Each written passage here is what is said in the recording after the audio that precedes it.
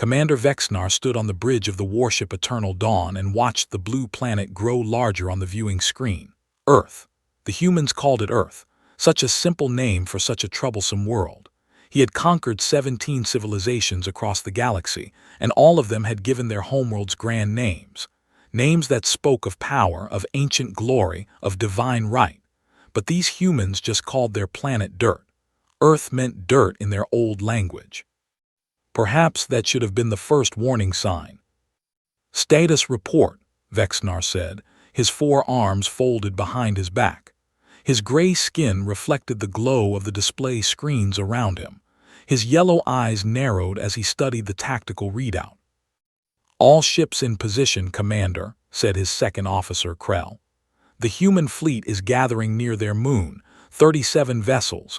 We have 212. Vexnar allowed himself a small smile. The math was simple. The Vorthan Empire had conquered 17 star systems using the same tactics. They arrived with overwhelming force, destroyed any resistance, and claimed what they wanted. The humans would be no different. They would fight, they would lose, and they would submit. Every species did, eventually. "Begin the approach," Vexnar ordered. "Standard attack formation." The Vorthan fleet moved forward like a great wall of metal and fire. Their ships were built for one purpose: destruction. Each vessel carried weapons that could crack a small moon in half. The hulls were thick with armor that had never been breached. The crews were trained from birth to fight and die for the Empire. Against 37 human ships, this would be over quickly. By sunset, Vexnar expected to be choosing landing sites for his ground forces. He had studied the humans for months before the invasion. He knew their history, their wars, their technology. They were a young species, barely 500 years into space travel. Their weapons were crude compared to Vorthan plasma cannons. Their shields were weak.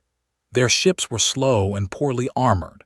They had fought wars among themselves for thousands of years, which showed they were violent but also showed they had no unity. Everything pointed to an easy victory. "Commander," Krell said, "the human fleet is moving to intercept." Vexnar watched the display as the tiny human ships formed up and began their approach. They moved with reasonable coordination, he had to admit, but coordination meant nothing against superior firepower. "Let them come," Vexnar replied. "They cannot win, they must know this. Perhaps they wish to die with honor." "A foolish waste of lives," Krell observed. "All resistance is foolish when the outcome is certain, but primitive species often cling to pride instead of accepting reality." Vexnar gestured at the tactical display. "Order the lead ships to engage. Standard Pattern 7. The 2 fleets met near a small asteroid field. The Vorthan ships opened fire first, as they always did. Bright beams of green plasma cut through the darkness of space, each one powerful enough to melt through standard hull plating in seconds. The human ships scattered, trying to avoid the deadly light. 3 human vessels exploded in the first minute, then 5 more. Vexnar watched without emotion. This was how it always went. The enemy fought bravely, the enemy died quickly, and the Vorthan Empire grew stronger. He had seen this scene play out so many times that it no longer stirred any feeling in him. 8 kills confirmed, Krell reported. "Enemy formation is breaking apart. Continue pursuit, do not let them regroup." But then something strange happened. A group of human ships ducked behind a large asteroid. When they came out the other side, they were flying in a tight formation that Vexnar had never seen before. They moved together like a single organism, spinning and weaving through the plasma fire. Ships that had been spread out were now clustered, their shields overlapping to create a stronger barrier. "Interesting," Vexnar said, leaning forward in his chair. "They learn quickly, it will not save them." He ordered his ships to spread out and surround the humans. This was another standard tactic, one that had worked perfectly against the Krellians and the Zenthari and every other species that had tried to resist. Cut off escape routes, then destroy everything inside the circle. Simple and effective. But the humans did not try to break through the encirclement. Instead, they dove into the asteroid field itself. They flew between the rocks, using them as shields and cover. Their smaller ships were more agile than the Vorthan cruisers, able to slip through gaps that the larger vessels could not follow. "Pursue them," Vexnar ordered. 20 Vorthan ships followed the humans into the asteroid field, but they were larger and less agile. 2 of them crashed into asteroids and exploded. 3 more took damage from collisions. The human ships seemed to dance between the rocks, never touching them, always finding a path through. Vexnar frowned. "Recall the pursuit ships. We will wait for them to come out." But the humans did not come out. Instead, they began to do something that made no sense. They were pushing the asteroids. Their ships had tractor beams, weak things meant for moving cargo containers and clearing debris. They were using these simple tools to change the paths of the rocks. "What are they doing?" Krell asked, confusion clear in his voice. Vexnar watched as a dozen asteroids began moving toward his fleet. Slowly at first, then faster as the human ships pushed harder. His weapons officers fired at the rocks, breaking them into pieces. But the pieces kept coming, and there were so many of them. It was not an attack, it was a distraction, a screen. The Vorthan fleet had to move. Ships bumped into each other as they tried to avoid the asteroid rain. Formation broke down. Chaos spread as commanders shouted contradictory orders and ships collided while trying to evade the incoming rocks. And then the humans attacked. They came out of the asteroid field like angry insects, targeting the ships that were separated from the main fleet. Their weapons were weak, but they focused all their fire on single targets. 10 ships firing at one enemy, 20 ships hitting the same weak point. One Vorthan cruiser after another lost shields and exploded. "Regroup," Vexnar shouted. All ships returned to formation. His fleet tried to obey, but the humans would not let them. Every time the Vorthan ships tried to gather, the humans would attack from a different direction. They were faster and more agile. They knew how to use the terrain. And somehow, impossibly, they seemed to be getting better at fighting with every passing minute. The battle lasted for 6 hours. When it ended, Vexnar had lost 43 ships. The humans had lost 18. It was still a victory for the Vorthan Empire, but it was nothing like the easy conquest Vexnar had expected. His fleet had been hurt. His confidence had been shaken. "Set course for the moon," Vexnar ordered. "We will establish a base there before the next assault." As his fleet moved away from the battlefield, Vexnar sat in his command chair and thought about what had happened. The humans had started the battle with simple tactics, the same kind every primitive species used. Spread out, avoid fire, hit back when possible. Standard responses to overwhelming force. But within minutes, they had changed. They had adapted to the Vorthan attack patterns. They had found weaknesses that Vexnar's own officers had not noticed. They had invented new tactics on the spot in the middle of combat while their ships were being destroyed around them. He pulled up the battle records and watched them again. Yes, there it was. The moment when the human formation changed. The moment when they started using the asteroids. The moment when they figured out how to beat a superior force. "They learn," Vexnar said quietly. "They learn while fighting." Krell looked at him with concern. "Commander." "Nothing." Vexnar waved his hand. "Prepare for landing operations. We have a war to win." But deep inside, a small seed of worry had been planted. The Vorthan had conquered many species. Some were stronger than humans. Some were smarter. Some had better technology. But none of them had ever changed their tactics in the middle of a battle. None of them had evolved while fighting. The Vorthan always won because they were prepared. They studied their enemies, made plans, and executed those plans perfectly. Their strategies were refined over thousands of years. They knew every possible response to every possible situation. But what if they faced an enemy that created new situations? What if they fought against something that could not be predicted? Vexnar pushed these thoughts away. He had a moon to conquer. The humans had gotten lucky today, nothing more. Next time he would be ready for their tricks. He did not know it yet, but there would be no way to be ready for what was coming. The human fleet retreated to Earth's orbital stations for repairs. Admiral Sarah Chen stood in the command center of Station Prime and watched her surviving ships dock. 18 vessels gone, hundreds of lives lost, and the enemy still had nearly 200 ships orbiting the moon. "We hurt them," said Captain Marcus Webb, her tactical officer, "more than they expected." "Not enough," Chen replied. Her voice was steady, but her hands were shaking. She had sent those ships into battle. She had given the orders that killed those people, and it was not over. The hard part was still to come. The tactical displays showed the alien fleet moving toward the moon. They were establishing a base, probably preparing for the next assault. Earth's defenses were damaged. Her fleet was broken, and help was very, very far away. "We need to do better," she said, "much better." She looked at the display showing her remaining ships, 23 vessels plus another 18 that could be repaired in time, against 169 enemy ships. The math was impossible. But then again, survival had always been about beating impossible odds. "Get me every captain who survived," Chen said. "We need to talk about what worked and what didn't."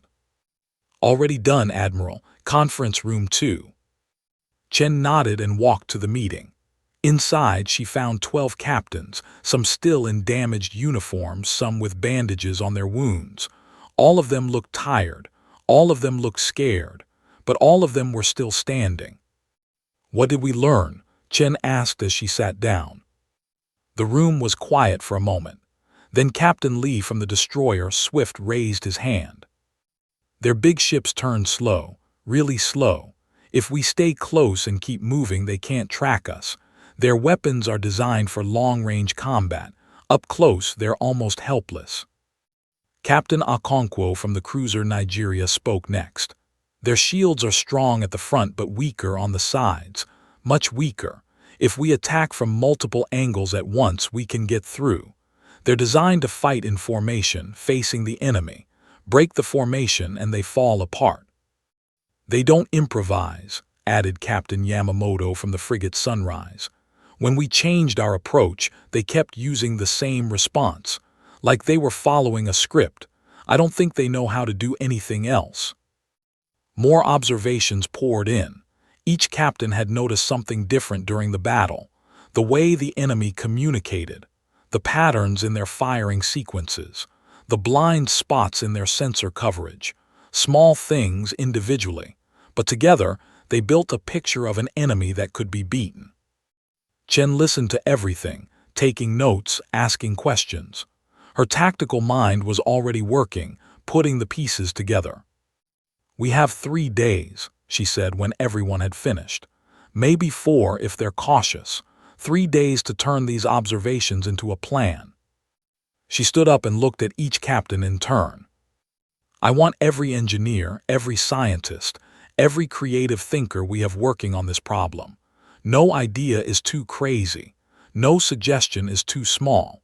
I want people thinking about things that have never been tried before." "Admiral," Captain Lee said hesitantly, "we're still outnumbered 5-1. Even if we improve, is it enough?" Chen nodded. "That's a fair question. And the honest answer is, I don't know, but I know something else. Those aliens came here expecting an easy fight. They expected us to be like every other species they've conquered. They expected us to be predictable." She moved to the wall display and brought up recordings from the battle. "Look at this. See that moment? That's when we changed our tactics, and look at their response. They didn't know what to do. They had never seen anything like it before." The room was silent, watching the recording. "They're powerful," Chen continued, "but they're rigid. They've been winning for so long that they've forgotten how to lose. They've forgotten how to adapt, and that is going to be their downfall."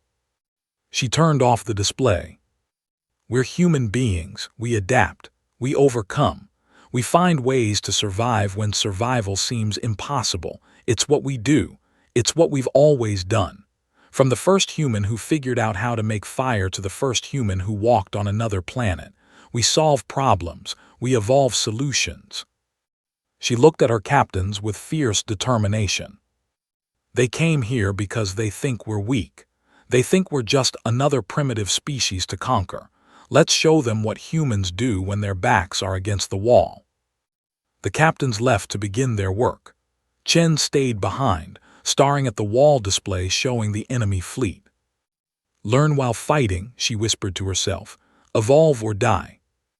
It was the oldest human lesson, and they had 3 days to prove they had learned it well. On the moon, Vexnar established his forward base in a crater near the South Pole. His troops set up defensive positions, weapon emplacements, and shield generators. Landing ships brought supplies and reinforcements. Everything was done by the book, following protocols that had worked for centuries. His senior officers gathered for a briefing on the second day. The humans have not attacked, reported Fleet Admiral Thresh. He was an older Vorthan, his gray skin marked with the scars of many battles. They appear to be repairing their ships. Our scouts show heavy activity at their orbital stations. They are scared, said General Korth, the ground forces commander. They know they cannot win. Perhaps they are preparing to surrender. Vexnar was not so sure. He remembered the battle, remembered how quickly the humans had changed their tactics. That was not the behavior of a species ready to give up. Show me the intelligence on their activities, he ordered. The screen displayed images captured by Vorthan scouts. Human ships moving between stations, cargo being transferred, engineers working on hulls and weapons, small craft going back and forth constantly like insects around a hive. They are busy, Vexnar observed, too busy for a species that has given up hope. Perhaps they plan to flee, Thresh suggested.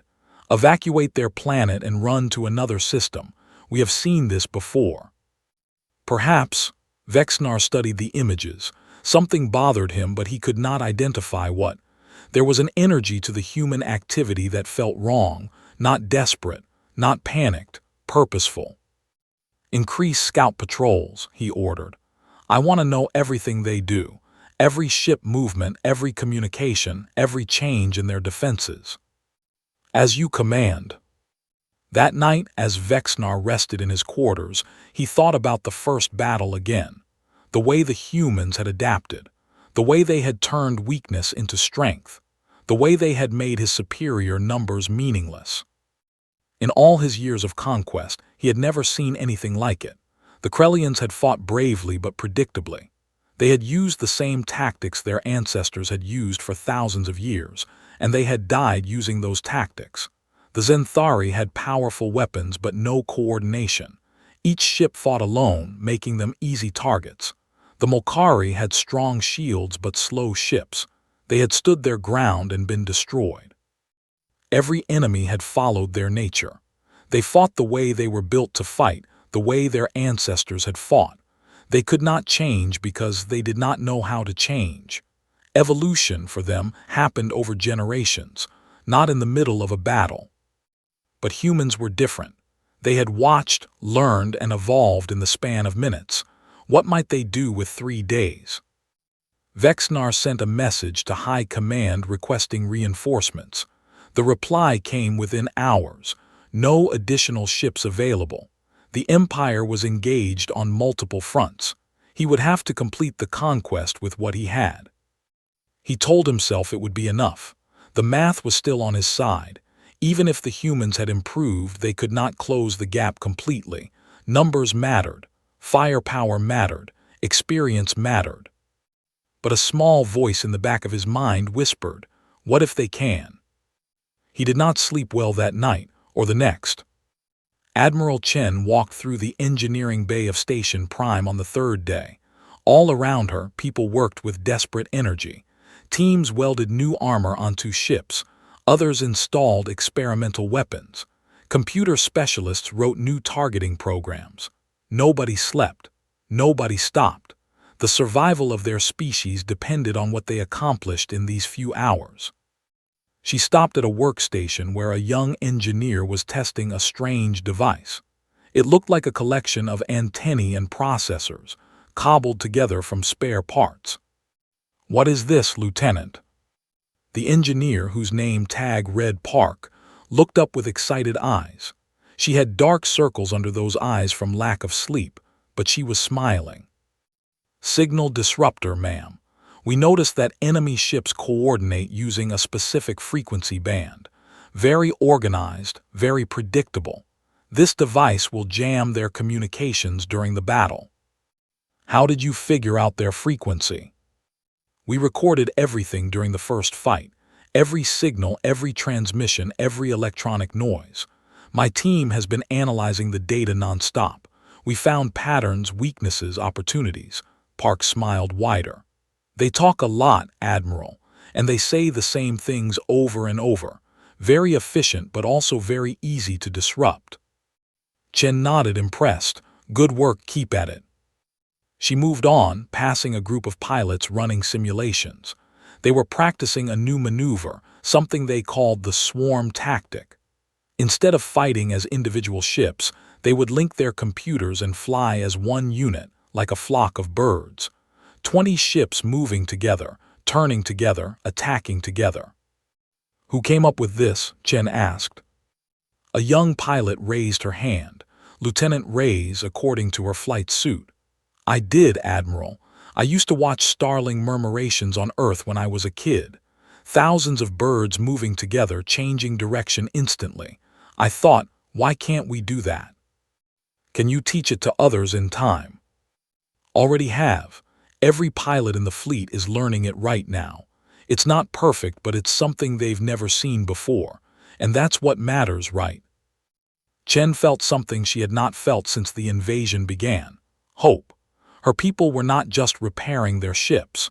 They were reinventing their entire approach to warfare.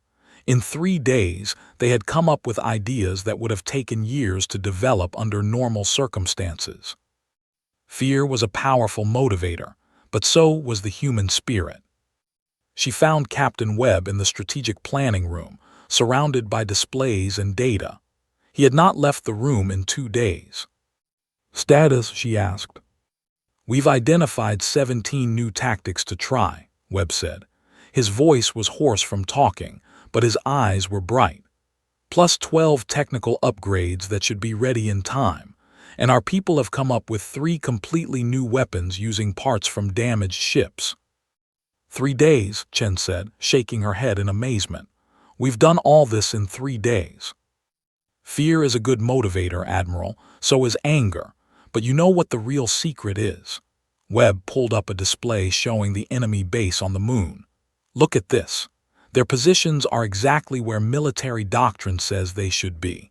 Their patrol routes follow standard patterns.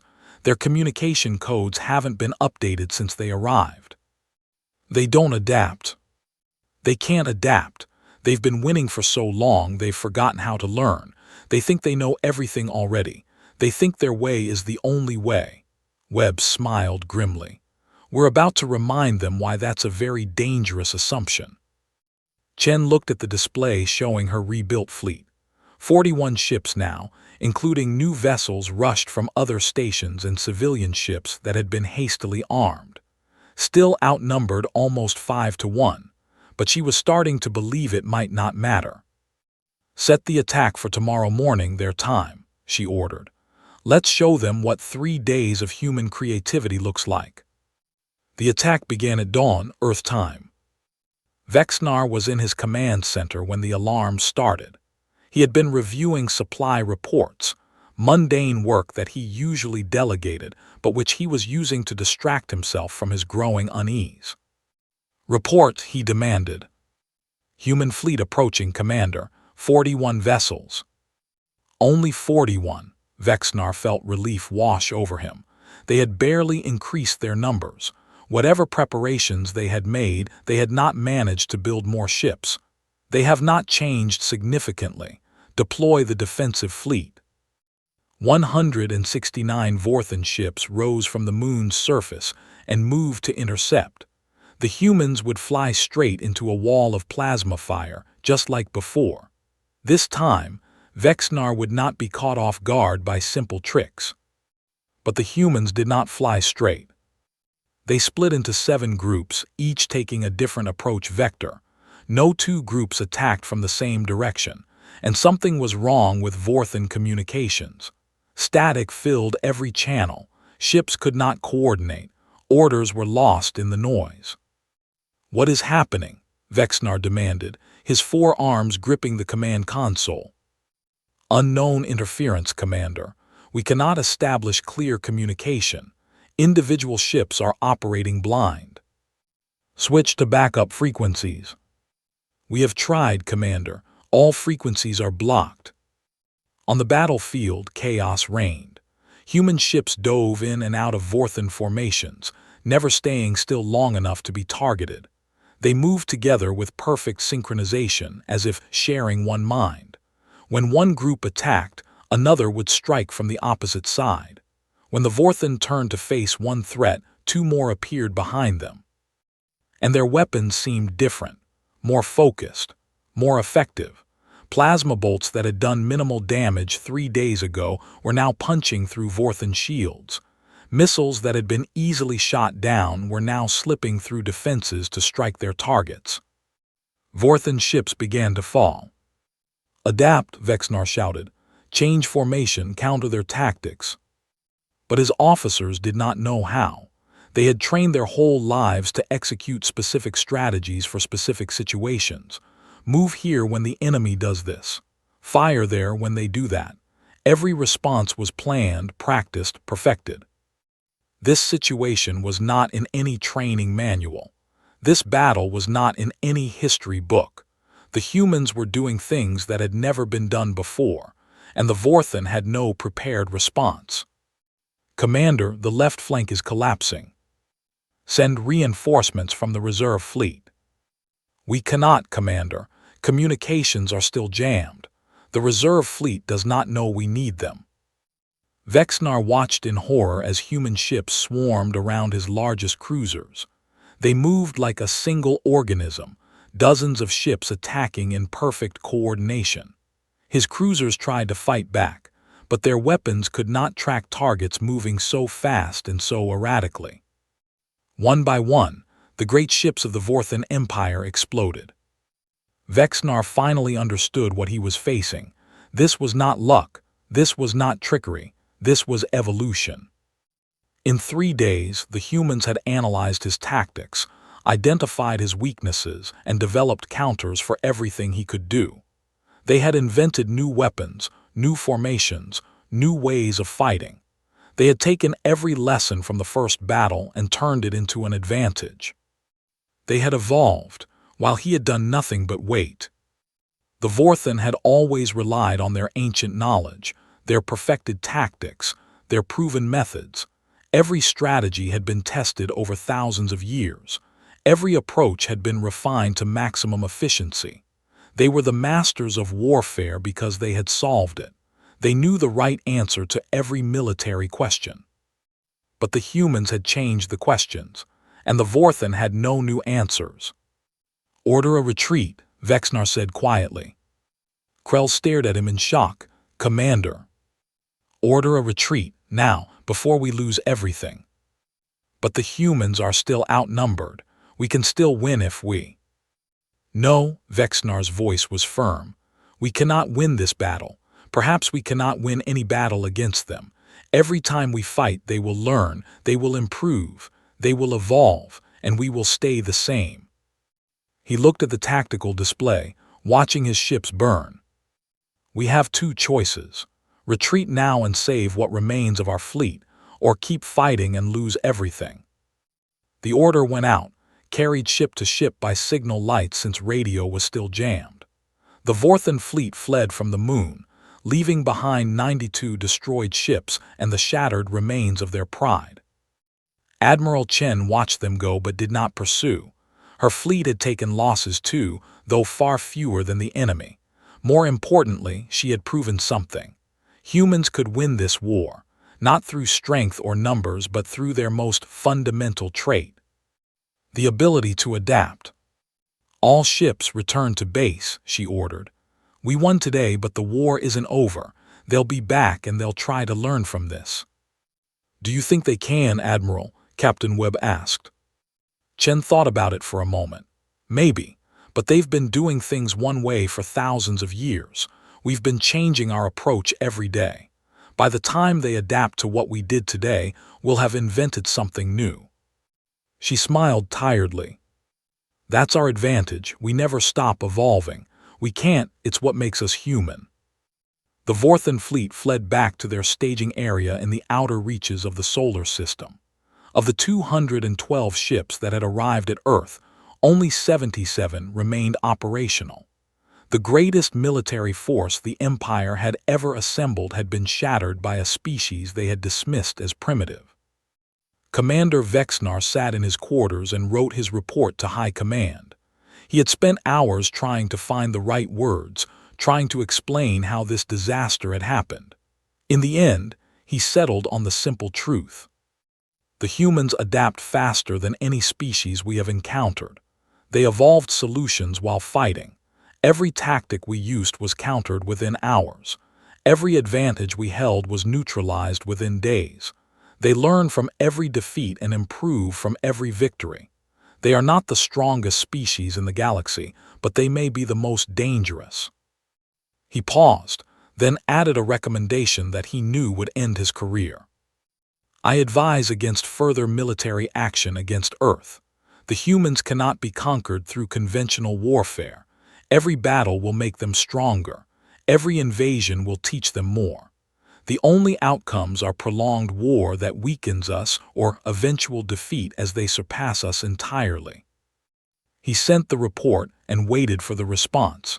It came faster than expected, a summons to appear before the High Council of the Vorthan Empire. They wanted to hear his failure explained in person. The journey back to the homeworld took 3 weeks. During that time, Vexnar did nothing but study the battle recordings. He watched every engagement, every maneuver, every moment of human adaptation. He tried to understand how they did it, how they changed so quickly, how they evolved so rapidly. The answer, he finally realized, was simple. The humans were not bound by tradition. They had no ancient wisdom telling them how things must be done. They had no 1,000-year-old strategies that could not be questioned. They were free to try anything, fail at everything, and learn from it all. The Vorthan were prisoners of their own success. They had conquered the galaxy by doing things a certain way. They could not imagine doing things differently. Change was weakness. Innovation was dangerous. The old ways had always worked, so the old ways must be right. But the old ways had failed against the humans, and the Vorthan did not know how to create new ways. When Vexnar stood before the High Council, he told them everything. He showed them the recordings. He explained what had happened and why.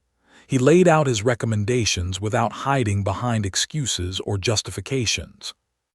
The council listened in silence. These were the oldest and most powerful Vorthan, beings who had ruled the Empire for centuries. They had seen threats come and go. They had overseen countless conquests. Nothing had ever challenged their confidence in Vorthan supremacy. Until now. "You are saying," the Supreme Chancellor said slowly, "that a species with inferior technology and inferior numbers defeated our finest fleet because they can think faster than we can." "Not think faster, Chancellor. Think differently. They do not follow patterns. They create new patterns. Every time we expect them to do one thing, they do something else. And then they remember what worked and what didn't, and they use that knowledge instantly. This is troubling." "It is more than troubling, Chancellor. It is a fundamental threat to everything we have built." Vexnar took a deep breath. "Our empire is based on the assumption that we know how to fight better than anyone else. Our strategies are perfect because they have been tested for millennia. Our tactics are optimal because they have never failed." "They have failed now." "Yes, And they will continue to fail against the humans, because our strength is also our weakness. We cannot change. We are too invested in our traditions, our protocols, our ancient wisdom. The humans have none of these limitations. They can adapt to anything because they are not bound to anything. The council debated for many hours. Vexnar waited outside the chamber, his fate uncertain. He had told the truth. In the Vorthan Empire, truth was not always welcome when it contradicted established beliefs. Finally, he was summoned back inside. "Commander Vexnar," the Supreme Chancellor said, "we have decided to follow your recommendation. No further military action will be taken against Earth at this time." Vexnar felt relief flood through him. "However," the Chancellor continued, "we do not believe this situation is permanent. Our scientists will study the human adaptation ability. We will learn their secrets. We will find a way to counter them. With respect, Chancellor, that may take centuries. The humans will not stand still during that time. They will continue to advance. They will continue to evolve. By the time we understand them, they may be far beyond us." "Then what do you suggest?" Vexnar had thought about this during the long journey home. The answer seemed impossible, unthinkable for a Vorthan commander. But it was the only answer that made sense. "Peace," he said. "We should make peace with them." The council reacted with shock. Peace. With a species they had tried to conquer, with primitives who should have submitted to Vorthan superiority. "Hear me out," Vexnar continued. "The humans have shown us something we had forgotten, the power of adaptation, the strength of change. We have been static for too long. Our civilization has stopped growing because we believed we had nothing left to learn. And you think the humans can teach us?" "I think they have already taught us, Chancellor. They have shown us that evolution never stops, that there is always room for improvement, that the greatest strength is the ability to change." Vexnar straightened his shoulders. "If we make peace with them, we can trade with them, learn from them, perhaps even become like them. And if we can learn to adapt as they do, we will be stronger than ever." The council was silent for a long moment. Then the Supreme Chancellor spoke. "This is not the Vorthan way." "No, Chancellor, it is not, but perhaps it is time for a new way." The peace negotiations began 6 months later. Admiral Chen represented humanity at the talks. She arrived at the neutral station prepared for tricks and traps, but found only Vexnar, waiting with a small delegation. "You won," he said simply. "Not just the battle, everything. You showed us that we are not as superior as we believed." "We just defended our home," Chen replied. "Any species would do the same." "Yes, but not any species would succeed. You succeeded because you can do something we cannot. You can evolve." Vexnar extended one of his 4 hands in what Chen recognized as a Vorthan gesture of respect. "We have much to learn from you." "And we have much to learn from you," Chen said. "Your technology is far beyond ours. Your civilization is ancient and rich. There is wisdom in your traditions, even if those traditions made it hard for you to change." The negotiations took a year. There were setbacks, misunderstandings, moments when it seemed like everything would fall apart. But both sides were committed to making it work. The Vorthan because they feared what would happen if the war continued. The humans because they knew that peace was better than endless conflict.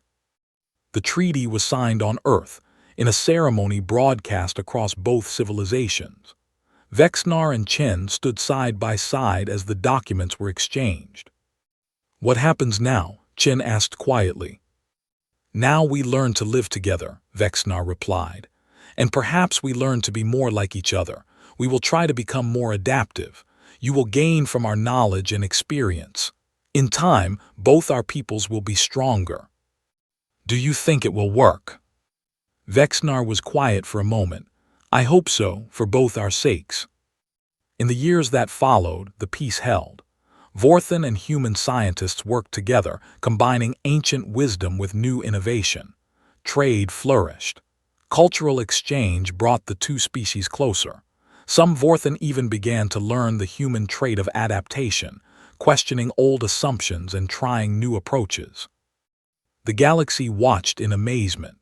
The mighty Vorthen Empire, which had conquered 17 star systems through force, had been stopped by a single planet of upstarts, not through superior firepower, but through something far more powerful: the ability to evolve.